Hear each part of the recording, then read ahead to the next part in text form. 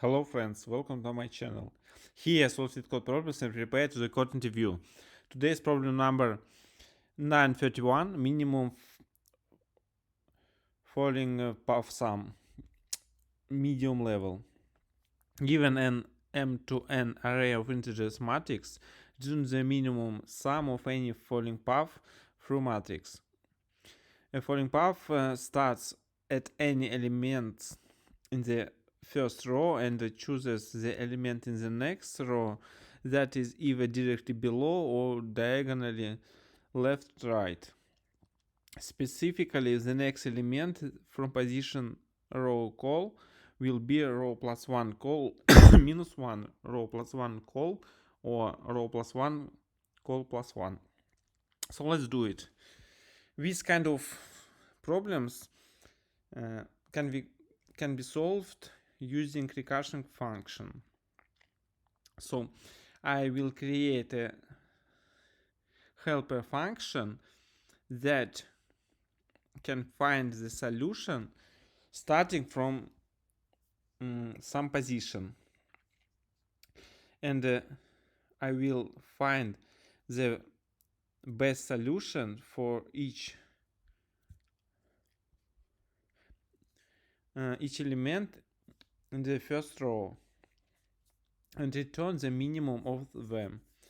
Inside the function, I will check some base cases and find the sum of current item and the best result of subproblem for the row below. So let's do it. First of all, create the helper function with two param call and row, passed for now, and result return minimum.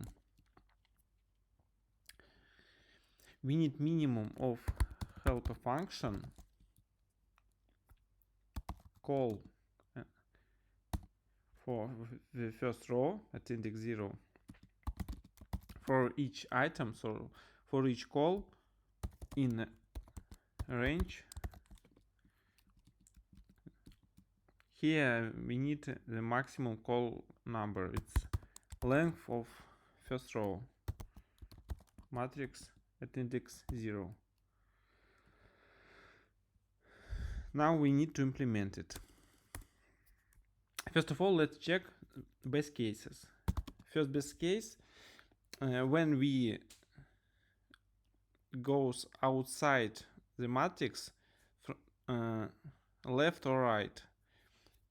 In this case, call less than 0 or call equals to length of matrix 0. In this case, we need to return some big number. Let's check constraints. We have numbers from minus 100 to 100 and up to 100 items. So we have maximum 10,000. So in this case, we have to return some bigger number, for instance 1 million. And the next base case, in the case we return the end of matrix below, so we add the row below the last row. If row equals to length matrix, let's just return 0. And the last thing, return current value. It's matrix at index row and call plus minimum of 3 values. It's helper call minus 1 and row plus 1.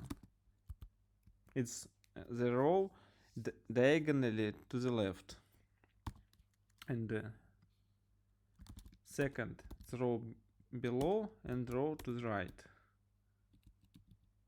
And check column value plus 1. So it should work. Yes, but the last thing, we need to add local cache. It's easiest way to do it in Python. Use annotation cache. We needed to reduce calculation of repeating input params. So in our case, it's col and row. For instance, in the example 1, for the sub problem starting from the item 5, this item can be part of the problem starting from 2, from 1, and from 3. So if we don't use cache annotation, we need to calculate this subproblem 3 times. Using this annotation, we will calculate it 1 time and reuse the result 2 other times. So now check test again. Yeah, it still works, and submit it. Yes, it works. It's pretty efficient. Today is we have a more interesting and little bit more complicated problem than before, and it's still a recursion problem. Thanks for watching. See you tomorrow. Bye.